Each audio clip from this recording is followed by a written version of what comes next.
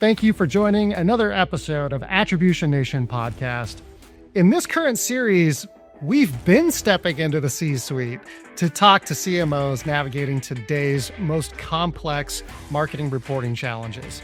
From AI disruption and the age-old alignment battles between marketing and sales, we've been unpacking the reporting and data problems that really leaders today are solving today. And sometimes the ones that are keeping them up at night. But we've pivoted in the middle of the series. We've been talking to CMOs, but we're not going to do that on this episode. No. See, what's been going on in the previous episodes is our CMOs have been talking a lot about the challenges around measuring brand marketing.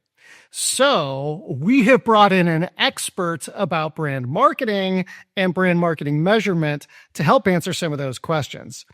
But before we talk to that guest, I have to introduce everybody to my brand new co-host.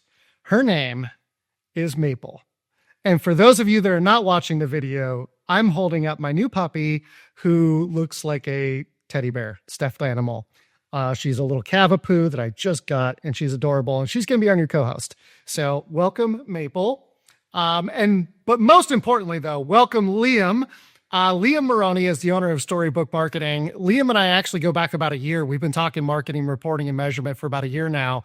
And I'm really glad to have him on the show here today. So, Liam, why don't you tell everybody a little bit about yourself and what you do there at Storybook Marketing? Well, firstly, thank you for having me, and thank you for immediately upstaging me with a co-host that I can absolutely not compete with, but I will do my very best. Like you mentioned, I'm the owner of Storybook Marketing. I've been in marketing for my entire career. I was in-house for about 15 years in the tech startup space, and about 3 years ago, I started Storybook Marketing, very much from a consultancy point of view, brand marketing being a real focus of what I was putting all my time and effort into. Exactly like you mentioned, how do we solve a lot of those existential problems and fit brand marketing into a very demand generation centric world of measurement. And over the last year, I've shifted even farther down that path and actually built out a brand tracking platform very specifically with B2B in mind. So this is my day and night thinking. I'm excited to get into it. Awesome. Well, Liam, I couldn't be more thrilled to have you on the show here today. So you talk about brand marketing and measurement constantly. In your opinion, why does brand marketing matter so much, and why do so many organizations struggle to see its value? I think on the second part, the reason is because it's inconvenient to measure a lot of the time. That's one of the hardest parts of it. I think we optimize towards what is easy to measure, what is convenient to measure, what looks really impactful, and at least through the lens of performance marketing, brand marketing can feel like a really inconvenient thing. It takes longer to work than we would like. It works across a much longer time horizon than we would like. We're used to, and we've set a lot of expectations, I think, in B2B, where we want to see attribution, we want to see immediacy, we want to see direct cause and effect. And brand doesn't really work that way. I think it still can. It works in similar ways, but I think conceptually we've just become somewhat addicted to very clean, direct, immediate cause and effect, direct response type measurement. And we're trying to force brand marketing into that box. And it often looks pretty bad when you look at it through those lenses, because we're judging it unfairly. It's sort of that kind of old cliche of, try and judge a fish by how good it is at climbing trees. And it looks like it's terrible. But that's because it just doesn't work the way that we're setting it up to through measurement. I believe that's an old Albert Einstein quote. Is that right? It might be, actually. The judging a fish by its ability to climb a tree. I remember seeing it in a Guinness commercial, so I'm misattributing it horribly. But I think it is Einstein, actually, now that you say it. And of course, it was a Guinness commercial. That just that really tracks. No, I think so. I love your choice, which it felt like a very intentional word choice of inconvenient. I love the word choice of inconvenient when we're talking about measuring brand marketing, because I think it really is more inconvenient than it is anything else. It's not difficult. It's just not convenient. I love that word choice. I also think it's really important to note that this is a challenge that marketers have to get over, because to your point, brand marketing has a long time lag inherent in there. And marketers have gotten on this hamster wheel of I need instant gratification, and brand marketing is never going to deliver instant gratification. And so I think that's something that marketers are just going to have to learn to grapple with is you cannot get instant gratification from brand marketing, whether from a measurement perspective or like how it actually impacts things. Neither one of them is going to be instant gratification. And I think I would even add a more intentional word choice again, which is that it's not that brand takes longer to work than we would like it to. It's that it works differently across time than we think it does. Because like instant gratification, what we want, going back to inconvenience, is that growth is inconvenient. It happens inconveniently. The way companies grow is a lot less rosy than we would like to believe it is. The world is not as kind of totally up for grabs as we would like it to be. And brand is a necessity in a lot of cases. It's sort of a cost of entry. You have to be a brand people have heard of. The more complex and expensive a product that you're selling, the more constrained that list becomes. You know, we think that it's like, I'll tell you what I do, and it will be so compelling that I'll convince you to just decide to open your wallet and buy. That rarely works in any context. It doesn't work at all in a B2B context, especially at any higher price point. People don't just suddenly decide to buy things. They have to have problems that they need to solve. And organizations, they try and avoid risk at all costs. And so a lot of what we're doing with brand marketing is trying to reduce risk. But that's inconvenient. And I think instant gratification, what we want to happen is I'll put out a bunch of ads into the world and they will resonate with enough people that some of those people will fill out a form and come and buy from me. But that's a very rose-tinted view of the world, and it also treats marketing and the world like it exists in a vacuum. Like people are sitting there static until we convince them that we've got something worth their time. It's far more dynamic than that. And we have to compete with the realities of the world. People are inherently risk-averse. There is a lot more desire to not mess up in business than there is to do good work. And a lot of what we have to do in the very same way that sometimes as a tech company, you have to go pay analysts to be in their quadrant or their wave. There's a cost of entry. You have to be in front of people and you have to be known by people and you have to de-risk your purchase. And a lot of that is just, it's inconvenient, but it is reality. That reminds me of the old quote of nobody ever got fired for buying IBM. Because, you know, you're talking about de-risking and how B2B people are so risk averse because like you make one bad buying decision and it might cost you your job. So from a brand perspective, you want to put yourself, I mean, I'm not necessarily saying this is the goal to, you know, have your brand equate to the nobody ever got fired for buying your brand. Like that actually doesn't say good things about IBM necessarily, other than just that they're a safe brand, right? But it certainly means that you've got to be in that conversation of I'm not going to get fired because I made this buying decision. Yeah. And you have to really go back to how do people make decisions in the first place? And in a B2B context, it is different. It's often group built. There's a lot of compromise. It takes longer to make decisions than people want, and people bend towards the safest ones. And there's a lot of just this weird, unfortunate stuff. But at the same time, there's also a lot of emotions get wrapped up in that because risk is a very, very prominent emotion. Nobody, like you said, there's a real risk of getting fired. You buy a bad brand of milk, well, great. Just don't buy it the next time. Not much got lost in this. It's not going to change your life. But if you buy the wrong software and it costs the company money and you lose, well, guess who gets fired for it? I mean, you look at brands like McKinsey. Most people don't hire McKinsey to solve a problem. They hire them to transfer the risk of that problem to them. And that's really what they're doing, which is totally fine. That's sort of an unpleasant reality, but a reality all the same. I love that about me. You just said about McKinsey. That's such a true statement. Like nobody hires McKinsey to solve a problem. They hire them to create a deck, a big, huge deck that then says, okay, you're off the hook. McKinsey's on the hook. That's brilliant, Liam. I love that. Now, marketers get pulled in two different directions. They get pulled in one direction of brand, because I mean, most marketers at their heart, they know that brand is important. They also get pulled into the short-term hamster wheel of pipeline and demand gen. And a lot of times that is actually that is an external pressure that's brought on marketing by a CRO or a VP of sales or sometimes a CFO. How do marketers? How do you help marketers navigate that getting pulled in two different directions there?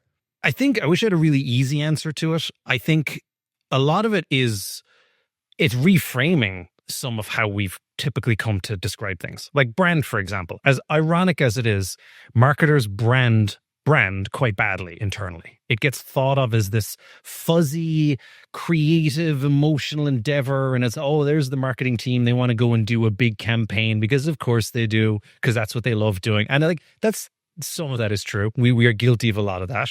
But like it's also very pragmatic. The reason that we do brand at all, the reason that we have brands and do brand marketing is because people need to know that we exist, and we need to try and create familiarity with the brand and associations to what we do. Like it's a very pragmatic thing. And the reason we do creative work is because it's easier to remember things that are visual than it is to remember stats and facts. So like all of it has a purpose at the end of the day. But what we've come to kind of separate is that you often hear these weird narratives like, we'll get the performance in a good place, and then once we've got that going, we'll start thinking about brand. Or you hear these narratives like it's, well, we just got to get our demand gen going first. Brand is for when we're in a really strong position. It's the later on thing. And it's simply not true. It's not how things work at all. They are very mutually dependent on one another. You can only get so far with performance marketing. And when you think about it, it's because what you're really trying to do is you're trying to get people to take a chance on you over something they were possibly going to think about somewhere else. You're going to say, hey, we can do it cheaper. Why don't you come to us? We'll give you a discount. Come to us. Like take a demo and I'll give you a free pair of AirPods. Like there's a lot of sort of bartering and incentivizing, and that can work, but it has extreme limitations, especially in things like B2B, where there's only so far you can get in of people who are willing to take a shot on an untested vendor. The vast majority of the market will still go with the ones they've heard of, even if they're not the best. But because, again, they're the safest, they're dependable, they're who they know. And so if you want to really grow, there's a cost of entry into that big majority. And that's where you have to start thinking about brand. And it's kind of the outside-in way of getting in there. We've trained ourselves and we've trained leadership to expect, I think, that marketing can happen in small numbers that grow into big numbers. Like we'll do leads that will turn into big ops. We will sort of performance our way into the category. And you can grow to a certain size doing that for sure, but you hit a ceiling.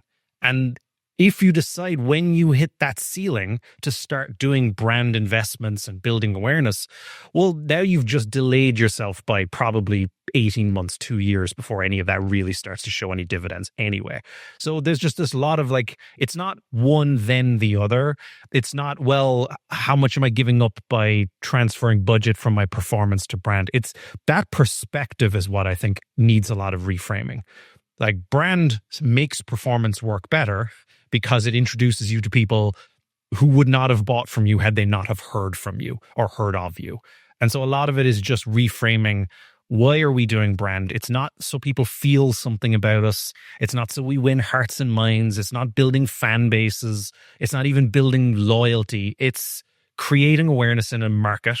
It's de-risking our purchase. It's associating ourselves with a problem, and it's winning more of the deals that come that way because we're a brand people think of.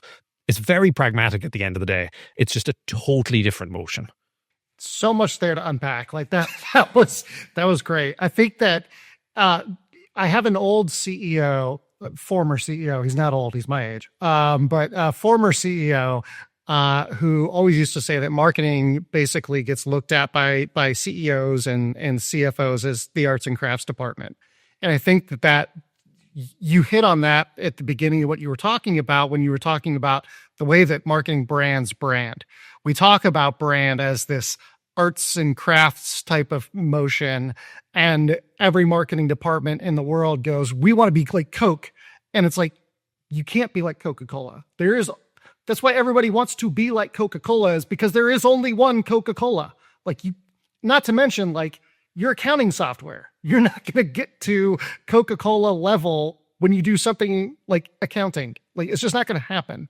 And so I think marketers, to your point, have to do a better job of explaining and expressing what brand means for that organization, not trying to give it this huge, like, almost like delusion of grandeur level of like, we're going to be like Coca-Cola. No, you're not. Stop it. You're not. Coca-Cola's been around for 100 years. Everybody knows the bottle when they look at the bottle. Nobody knows software like that. Nobody's ever going to know software like that.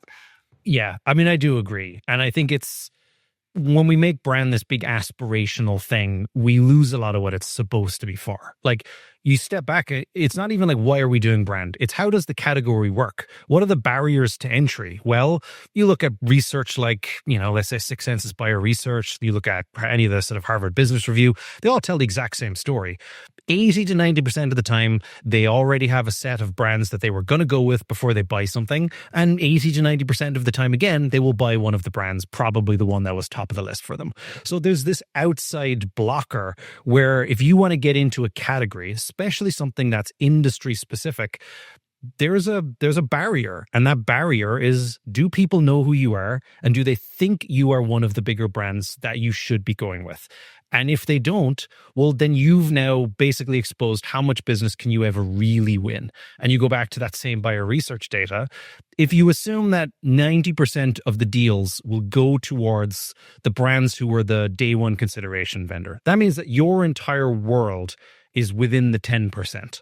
You are fighting for that 10% of people who, for whatever reason, are less risk averse, are looking for people outside of the vendors where they're more innovative. And a lot of companies do grow there. Like, that's where a lot of sort of innovative tech does start to grow. It grows in the population that is willing to take a chance because they want to do something different, or they're more willing to stand out.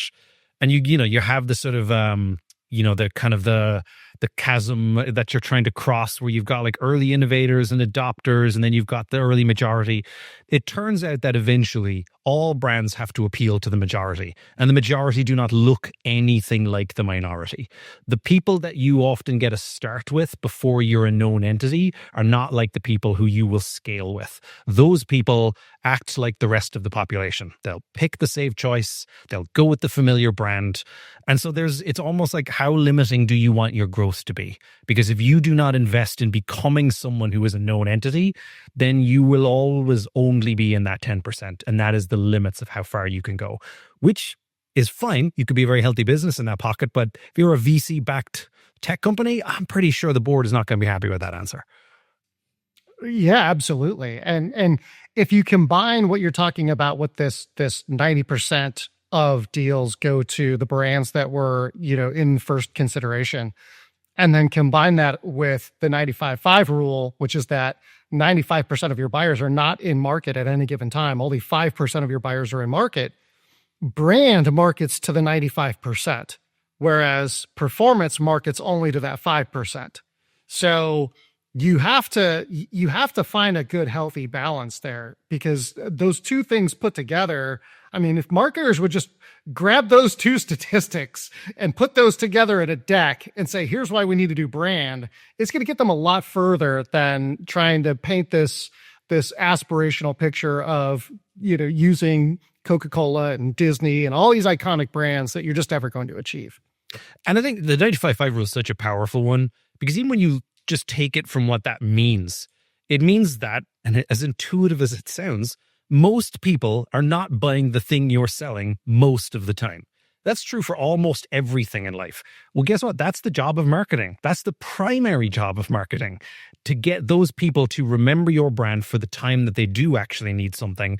And that's a really difficult thing to do. And I think in a lot of cases, we've lost a lot of that skill set, because the kind of marketing you have to do to those people doesn't really resemble the kind that you do. And it feels weird to non-marketing people. It's the stuff that feels kind of silly. Like, why did you tell funny stories? Why do you have mascots? Why are we going with such vivid imagery? Well, because we want to be remembered by people who otherwise wouldn't care what we have to say. Because and this is where I think that internal mindset really harms us, where we get lost. And I think the job of marketing is to represent the market. It's to look outwards and say, we know this product is great, but the biggest problem we have is nobody knows it exists. And those who do know it exists don't think of us when they have a problem like that. So like, that's what you're trying to do. And it's when you stop and look at the fact that like, okay, most people will not resonate with what I'm saying because they're not buying what I'm selling and may not for 6 to 12 months. Well, then suddenly you're into a very different world of marketing. Yeah, absolutely. Absolutely. So let's talk a little bit about measurement, because that's what this podcast is about. And this is a challenge that every marketer has that does anything with brand. So you've mentioned before that before anybody jumps into measurement, they have to understand, what does success actually look like? And I think that makes a lot of sense to folks that are measuring performance marketing, direct response marketing. That makes no sense at all from a standpoint of brand marketing. Can you help kind of expand on that a little bit? Yeah. I always go back to the statistician George Box quote, which is that all models are wrong, but some are useful. And what we're doing when we assemble measurement is we're putting numbers to a model, an assumption of how we think the world works. And but what ends up happening with brand is that we don't know how the world works, and we look for the measurements that we have on hand and we go, let's stitch this together. That's our brand view. Traffic to the website, followers on LinkedIn, email subscribers, social followers. There we go. That's our brand measurement. But it's not a model. It doesn't make any assumptions about what will happen if one number changes. Like at the end of the day, if you put measurement aside, put the metrics aside for a second and say, how does brand work in process? Well, first you have to make people who were not aware of you aware of you. That now, however you choose to measure that, that's a fairly binary thing. Like, and you can, generally speaking, only really find that out by asking people, hey, have you heard of this brand? Yes or no? The other part of it is you want to make sure that if they've heard of you, they actually associate you with the thing that you do. Do you know what our company does? Yes or no? Fairly easy thing to ask. But the other part is, do they actually then act on any of that information? So when they have those problems, back to this 95-5 rule, are you coming to mind? Are you being recalled? Now, there's a million ways you could measure all of that. But the first thing you have to start off with is just, are we doing anything that would accomplish that? And if so, do we have any proxy measurements to try and see how we could? If you had loads of budget, which most people don't, you could do loads of surveys. Ask people all the time. Ask people periodically. Has anything changed? Most people don't have the luxury of that. So then we look elsewhere. Are there other things that we could look for? And this is where, before we go to measurement, we have to start to challenge, does this work with the model? Like, let's take, for example, website traffic. You might be inclined, because it's an easy measurement to have, you might go, well, what if we use traffic to the website as a proxy for brand measurement? More people come to the website, that's more people who are aware of us, job done. That might be true, but it might also be completely false for a few reasons. One common thing that everyone is talking about right now, people can get answers from Google without needing to come to your website. So they may actually be searching for you. They may get the information they want about you, and then they may leave. And you assumed that they were going to take another step. So now your model doesn't fit reality. You've missed something in between on there. There's also an argument that people could be coming to your blog to totally irrelevant, way too top of funnel content that has nothing to do with what you do. And you're getting loads of traffic, but it's the wrong traffic. So like, a lot of it is pressure testing. Does this really fit reality to how we think reality plays out? And sometimes you don't have all the metrics, but then other times you do. And the other things, like the obvious things to ask is, do we expect that everyone would fill out a demo request form? Well, no, because now we've got the 95-5 rule to play in with. So if I run a campaign today to a whole bunch of people who do not know who I am, probably only about 5% of those people are even in the position to act on that. Therefore, we know that something else has to happen to that 95% of the audience. What could we track that might be an indicator of that? And it's very convoluted, I know, but like, a lot of it goes back to this first principles thinking of, did we just find metrics and we're trying to shape the world through them? Or are we telling a story and then we're adding metrics that are at least some proxy of that? So let's take this to the next step. Let's get practical. Like, because yes, we all need to understand what success looks like and what the metrics are that are available to us to actually measure this stuff. So like, you do this. What are some of the modern approaches or methods that you've seen work to measure brand impact? Now, I know that every organization is going to be different, right? Because budgets and what they do and how they go to market is all different. So there's no one size fits all. But like, let's look at some of the stuff that you've seen work really well for, for some of the brands that you've worked with. Yeah. The one I become particularly biased about, and take that with what it is that I think that branded search is a very, very slept on metric by a lot of brands, because branded search is one of the things that is fairly hard to separate from real interest in your product. No one puts your brand name into a search engine or an LLM or wherever they happen to go unless they actually A, know something about you, and B, have something that they want to find out about you. Like, it's at least a proxy. Now, what it depends on is where in the grand scheme of things that happens. And what you tend to see in B2B is that branded search is usually fairly closely correlated with people who are in market or at least near market, because people tend not to search for brands that they're not going to buy for 3 years. They just don't do that kind of thing. They might, out of curiosity, you might have like a newsworthy thing will happen, but eventually it'll plummet back down. So typically you can say with some degree of confidence, especially if you can pair it with internal metrics, that brand search is a good correlation with people who are interested in your brand. And you can pair that in ways of saying, let's look at an increase in branded search with an increase in inbound volume. And sometimes you'll find they overlap perfectly. Sometimes you might find there's a 3-month gap, 6-month gap, whatever it might be. But once you can put it into context, you can say, well, this is at least an indicator of interest in our brand. Now, if you had the luxury and you wanted to add surveys around that, you get kind of the why. Like, the branded search is the what. More people are definitely doing things. Why are they doing it? How do they feel about us? Where do they put us in? That's all context. But what I like about branded search is, A, it's very easy to gather. You're like, at any price point, anyone can build this out if they want to. And then the other part is you can then do something really interesting with that data, which is you can put it alongside your competitors to tell a really interesting story. So if you say, brand interest for me is search for my brand across a whole bunch of keywords, like, might be your brand term, your, pricing, alternatives, features. You exclude stuff like, Glassdoor reviews and logins and stuff that's obviously not buyer related stuff. But once you get that picture and you put your competitors into the mix, what you now end up with is what is kind of like a category level view of that data. And you can say, well, we're going up, but it looks like everybody else is going up at the same rate. So maybe the market itself is growing at that rate. And then you can start to ask questions about, are we growing fast enough? Are we growing as fast as the others? How much of the overall percentage do we get? Because I think once you can compare it to something, once you have a comparison data point, like your competitors' search, you can start to tell stories that are saying we're growing, but it's not just because the market's growing. It's because we're doing something above and beyond that, or maybe we're not growing as fast as it. That to me is a really accessible and really detailed picture of brand that can at least tell you what's going on in the trends that are happening. And everything beyond that is now, what can we add to that data point? Can we add context with surveys? Can we pair it with downstream metrics to see that there's correlation? But it's a really easy and detailed picture of brand that I think is available to nearly anyone.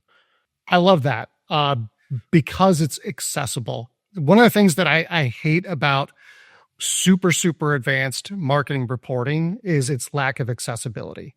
And I look at accessibility in two formats. Number one is accessibility to organizations, because some organizations, like we talk about, like advanced measurement methodologies like media mix modeling and incrementality testing, stuff like that.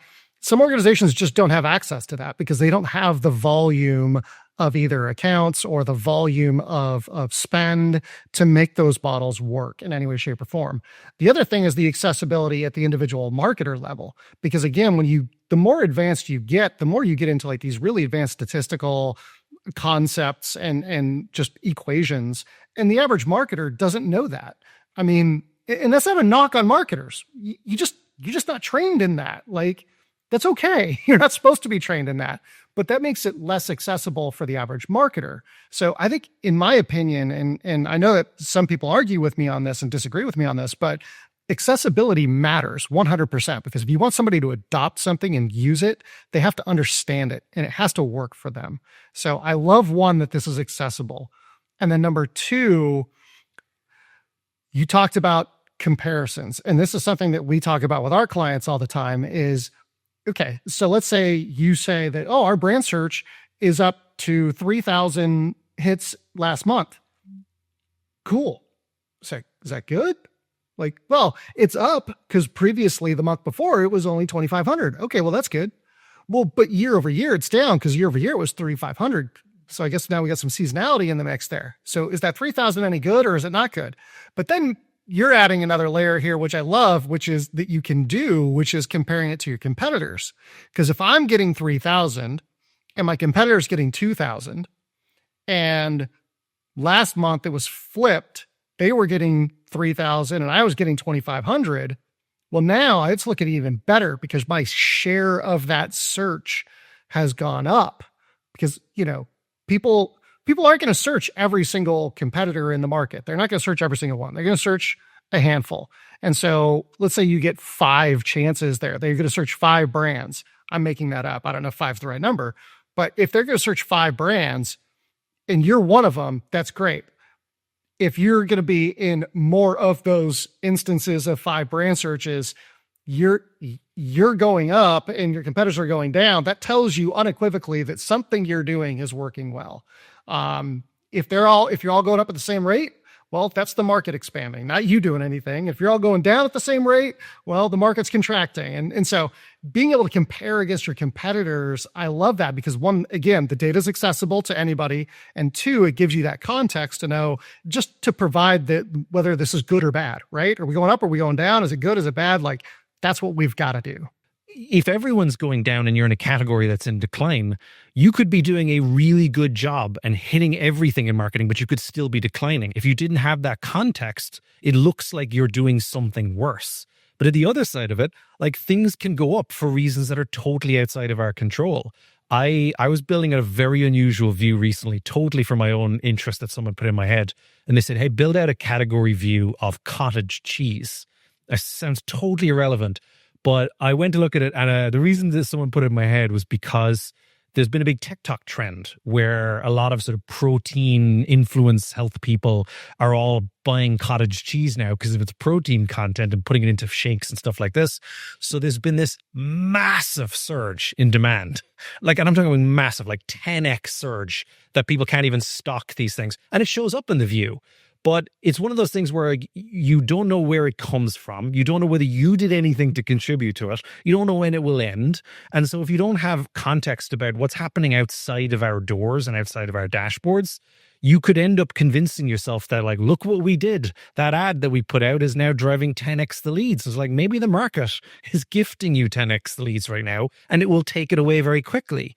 And I've seen this. Like, I was in-house when I was at a company that was one of the real beneficiaries of COVID, where they were an online business that was benefiting from offline businesses being closed.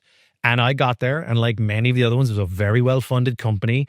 And leadership was like, oh, we've got growth expectations of 400% growth year over year. And I was like, yeah, but what about when this ends? And they're like, that never happens. And they just got caught in the mania of it, like a lot of people did. And if you didn't have outside data to go, maybe things are changing and there's external factors that will impact us, then you could just get lost in internal data, which everyone did in the VC land. And so a lot of it is just how do we not even give ourselves something to compare to? How do we give ourselves something to ground ourselves to reality with? Okay, this is super relevant because I've been having a lot of conversations recently with folks about how to account for external market effects in what's in our measurement and reporting and analysis. And I think this is just brilliant because, you talked about COVID and COVID's a great example because like Zoom exploded during COVID. And was it anything they did? Well, I mean, I'm sure that they did some things to capitalize on COVID, but the fact of the matter is like they didn't do anything to cause COVID. So you suddenly have this massive spike in a need for online video conferencing, and Zoom, they may have done some cool marketing things to take advantage of that, but like you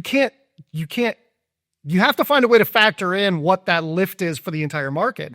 Same thing just happened with, and this is a little bit different because it's not the market itself that expanded or contracted, but there was an external market effect recently with the massive security breach with Drift. Suddenly, if you're on Drift, brand searches for Qualified and Chili Piper and Intercom and all of their competitors suddenly went through the roof. And did those three companies do anything to cause that massive spike? No. Now, they may have done some things to capitalize on that spike. Like, I know Chili Piper did a whole marketing thing that was like, hey, if you're on Drift right now and you want to come over to Chili Piper, we'll do your migration for free. Like, okay, now you're capitalizing on that spike, but the spike itself isn't something that you caused. And so I think that this is a really, really brilliant way to capture and measure the external market effects that might be happening that are beyond your control, but might be things that you can still capitalize on. And I think, one thing, like, it's funny, you often see sales being quite good at this, where they'll pick up on a competitor is going out of business or they're dropping the ball and they'll go like, we need to be all over that. Like, that's sales being reactive to an external factor and taking it in.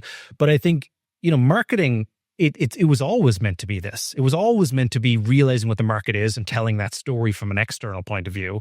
And I've seen this show up in really unusual ways. I was doing a view for a couple of companies who were in this sort of time tracking business for different industries. One was for like the retail industry, one was restaurant industry, one was another one. And we first built out a brand view for their brand search. And we noticed that in and around September, October of last year, big spike. And I was like, do you know what this was? And they were like, I have no idea. We didn't do anything. We definitely got a bunch of inbounds, but I can't attribute it to anything. And I said, okay, well, let's give us something to compare to. We added in their competitors. Everyone else had the exact same spike. And suddenly when we all looked at it collectively, they went, you know what it was? It was because the election was happening. There was a tax on tips piece of this that was relevant, and the market reacted to it. And I've seen this play out in a few different ways. Politics has a huge external role. Confidence in the economy. Like, a lot of this data, what it's telling us is that marketing is a field of economics. Historically, it always was. Like, boring history lesson, marketing came from the field of economics. It came from the field of economics because economics, at least classic economics, couldn't explain irrational behavior. People were supposed to be rational buyers. They were supposed to optimize towards good decisions. Turns out they didn't do that. So marketing came out as an explanation for there must be something else going on. People are making decisions in seemingly irrational ways. Why are they doing that? And that's where it originally came from. That's what it's supposed to be about. Understand why people make decisions and how we influence that with our efforts. So this is Liam Moroney reporting that marketing is the intersection of economics and psychology. So in case... It is. 100% is. It absolutely is. Yeah, well, because, if it stems from economics, but it adds the human why factor, which is human psychology, then there it is right there. You've talked a lot about how brand measurement can get political inside a company. Why do you think people get so frustrated with this, conversation of brand and brand measurement? And how can marketers kind of navigate that political climate that happens in their organization? It's a tough one. And I think the thing to try and avoid is the reason that it often falls into this. It feels disconnected from business impact. When you show up in a meeting and you go, our campaign was a great success. We have 10% growth in followers to our social platforms, and we ran a survey and it turns out everyone felt pretty good and they like us more by 3 points. Like, that's great. But everyone who is sales oriented in that organization will go, okay, yeah, but when will I see the impact of that on anything? Or will I? And I think it's that when brand feels disconnected from business impact, it can end up feeling like a bunch of vanity metrics. And that's where we get labeled the coloring in department, and that's all that stuff. And I think, where I think we have to position it is we're not doing it because we want to and it's fun and we launched a really cool campaign. It's we're addressing a business problem using these efforts that are long-term in nature. We know that some of the reasons we're not in these deals is because people are not associating us with this category. Like, you take Like Chili Piper is a good example. Chili Piper, nothing against them, but like very similar. This is a common thing you see in tech, is that the thing you started your business on is often not what you do 5 years later. You have all these other product suites, and it's very hard to get people to think of you in conjunction with all of those. That's a brand problem. Not saying it's Chili Piper's brand problem, but it is a problem that's common. People still go, oh, aren't you the calendar tool? Or, oh, aren't you the X? Like, that's a brand problem that you need to address with intentional motions to try and associate yourself with areas you're not currently being associated with. Like, a lot of it, we have to preemptively say why we're doing the stuff that we're doing. We are not in these deals because we are going to deal with it in this way, or we know we need to get into this market, and we know that these are the competitors. We know this is the balance of who gets the loudest, who is spending the most, and we have to meet the market where it is. Otherwise, we're never going to break in there. Like, once you set it up that way, I don't think it's as controversial as people often make it out to be. Like, I often used to say, like, when I was in-house, when I would join new organizations, like every marketer, my first job was I would go meet with the sales team, and I would ask the question every marketing leader has asked every sales team: where are things difficult and how can marketing help? Sales is really, really, really good at addressing areas where the brand is failing. They will be the first to go, no one thinks of us. They think we cost way less than we actually do. They thought we did a totally different thing to what we actually did. All of that stuff. That's all brand problems. Where we fail is then we ask sales, well, what would you like? And then sales goes, I just need more leads and give me more case studies and send me to more events and all of the usual stuff. We are the ones that should be diagnosing those problems. The more we can say, those problems you all viscerally feel, we have a solution to it. This is how we're going to go about doing it. Some of it's going to take long. Some of it's a short-term bet. Some of it's a long-term bet. Once you set up the reason you're doing it and they buy into that, I have found they're more amenable to thinking differently about the measurements. As long as they all agree with the problem that we're solving is a real one and not this kind of, fluffy marketing. Like, we want people to love us. Like, no one cares about that. They want you to buy us. That's what they want. Yeah. I mean, communicating brand to sales is always so difficult because sales is just so focused on leads and, help me hit my quota this quarter, right? And brand is almost never going to help you hit your quota this quarter. It might help you hit your quota the next quarter or 2 quarters from now, but it's not going to help you hit your quota this quarter. And so if you're asking sales for the solution, you're only going to get short-term,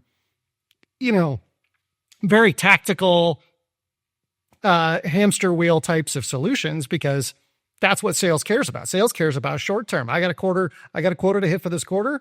That's the only thing I give a shit about. I don't care about next quarter. I'll deal with next quarter when I get there. But this quarter, I got to hit my quota.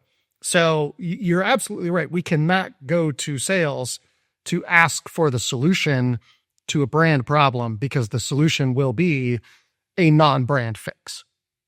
I also think it is important framing that brand is not necessarily the long-term thing, while demand gen and performance marketing is the short-term thing. I think it can be very easy to fall into that gap where sales goes like okay, listen, like, we'd rather focus on the current quarter because we've got a deficit and we need to fill it. And then you go, we'll do brand next quarter instead. Like, that's not really how it actually works. But that when we set it up that way, it's very easy for a brand to get kicked down the line. What we're often really trying to say is like, okay, if we run a brand campaign today, let's say we ran a really effective multi-channel TV out-of-home combination thing, and it was just a banger, absolutely knocked it out of the park. All of the people who see it will have been affected by it in some way. So they will either like it or not. They will either remember it or not. So it works right away. The problem is that 95-5 rule inconveniently creeps in, where only a tiny fraction of those people are even in a position to act on that. But some of them will. So there is some amount of immediacy to brand. Like, brand should work similarly to performance in the short term. It should bring at least some people in. So it's not like it's this, we're going to run it, but you're going to see nothing for 12 months. That's not really how it plays out.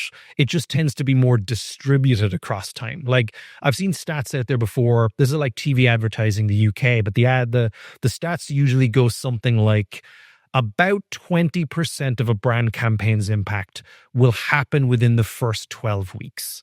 And then the rest of it will happen sometime, depending on the business, over the next 1 to 2 years. So there's still 20% will work. Some of it will still work in the short term, but it's solving a longer term problem at the same time. And I think it's less about like, there's no point in doing brand now because nothing will come from it now. All the people who see it will be impacted by it now. And there's always some impact on that. Like, no matter what way you spin it, if I'm a salesperson or if I'm an email marketer and I'm sending emails to people, the people who didn't hear of my brand last week and did hear of it this week, those ones are more likely to open an email for me this week than they were last week. Like, so like things work better if more people are aware of you and you're closer to mind than you were a week ago. Like, brand still works. It's just, where does it work and how does it work? And over what time period will it continue to work? It's less, it won't work for a long time. And it's more, it works across a long time, which is an important nuance. That makes a lot of sense. And again, I think if marketers can hone in on that 20% that you were talking about, that it will impact now, again, that helps make the case for brand. We're not going to wait 12 months to see results. We're going to get some results immediately, but it's going to be distributed. Again, that's another thing that marketing just needs to communicate better about the value of brand marketing. Now, one last question for you, Liam, before we get into our takeaways, the too long didn't listen portion of the podcast episode. If I'm a CMO listening right now and I'm feeling really stuck in the brand versus demand debate, other than hiring Storybook Marketing, what is the first step you'd recommend that a CMO take tomorrow? I think the first is ask a series of questions and see, do you have the answers to them? Like, are things going in a good direction? Yes or no? Like, presumably, if we're thinking of doing brand, there's something that's not going as well as we'd like it to. But the questions that follow is, do we know why? Is it us? Is it the category? Is it the market? Is it new competitors? If you don't know the answer, then we shouldn't do brand because. We should do brand in order to. Like, there should be something we're trying to accomplish with it. Like, the last reason we should ever do brand marketing is because I want to do something creative and fun, and the stuff that I'm working on is not creative and fun. What matters is we're growing the business, and are we addressing growth problems in the right way? So it's less about like, why do brand, and it's more, what are the pathways to growth and what are the blockers to that happening? I think everything from there on is, do I have information or can I get information to give me those answers? Again, going back to accessibility, you can build a picture of your brand category using search data for essentially nothing if you really want to. There are many ways of doing it. If you've already got SEO tools, you can get access to that data. There are very low-cost options. Like, Storybook's obviously one option, but you can do it very, very cheaply to at least build a starting picture that answers the question, do I know why we are struggling to grow?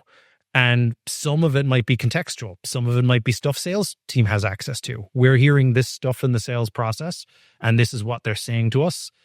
And I think all of it comes back to the same problem of like, what do we need to do differently to what we're doing today in order to grow? And what are the blockers? And usually when you step back to it, most things come back to a brand problem. Do enough people know that we exist? Do the right people know that we exist? Do the right people think of us in the times that they have problems? And if not, why? And what can we do to change that? Whether you call it brand or demand or activation, like, it doesn't matter. At the end of the day, like, we don't need to put them into like defined boxes. What we need to do is address, why are we not growing? And what can we do to change that? And often the answer is the inconvenient one. We have to sell to people who aren't buying today. More of those people. Couldn't agree more with the concept of just asking questions of data and what you can actually answer. We recommend that all the time, and there's a little bit of an art to asking the right questions, but yeah, you got to start with asking questions. That is 100%. I will plug a book that I read years ago. It's called A More Beautiful Question. The author slips my mind now, but it's a very short book. It was written by someone who, exactly for this reason, so that like, we've lost the ability to ask what are often dumb but important questions. Kids are really good at it. Kids know how to ask stupid questions because they don't know the answers to everything, and they're not embarrassed to ask. We get embarrassed to ask as we get older, and a lot of this is, how do you ask questions that get to the root cause that you may have not asked in a very corporate setting. It's a really good book, very simple read, but it's one that's always stuck with me. A More Beautiful Question? Is that what it's called? A More Beautiful Question. Love it. Okay. I'm going to have to go look that up and probably buy it. So let's get into our key takeaways. So number one, brand works on a longer clock. I think we've kind of established that pretty well here. It's not slower, but it compounds over time. We've got to set expectations by separating out the short-term gains from demand versus the long-term brand metrics and reporting them side by side. But we also have to keep in mind that brand doesn't solely take a long time. There is an immediate effect. It's just not as large of an effect as most of the people would want it to be. People have to know you exist before they'll take a chance on you. You've got to prioritize your reach and consistency across the whole journey.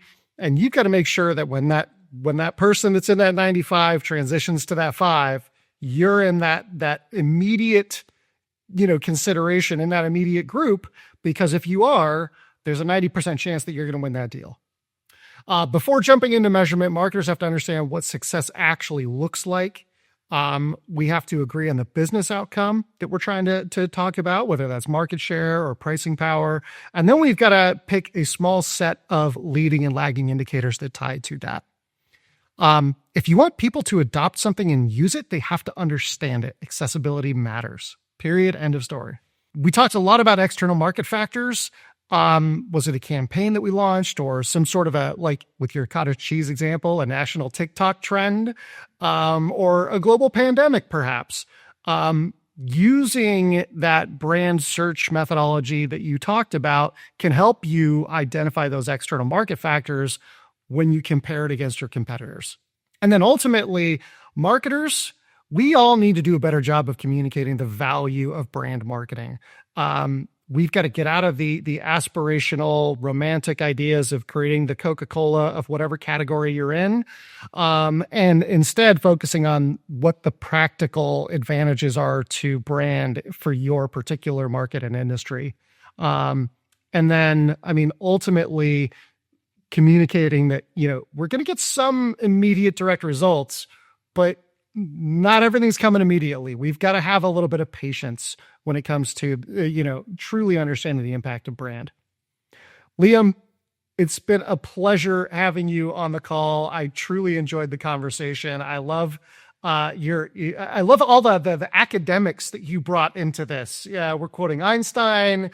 You've got other quotes from folks. I love your approach here. And Liam, you're welcome back anytime to talk more about brand.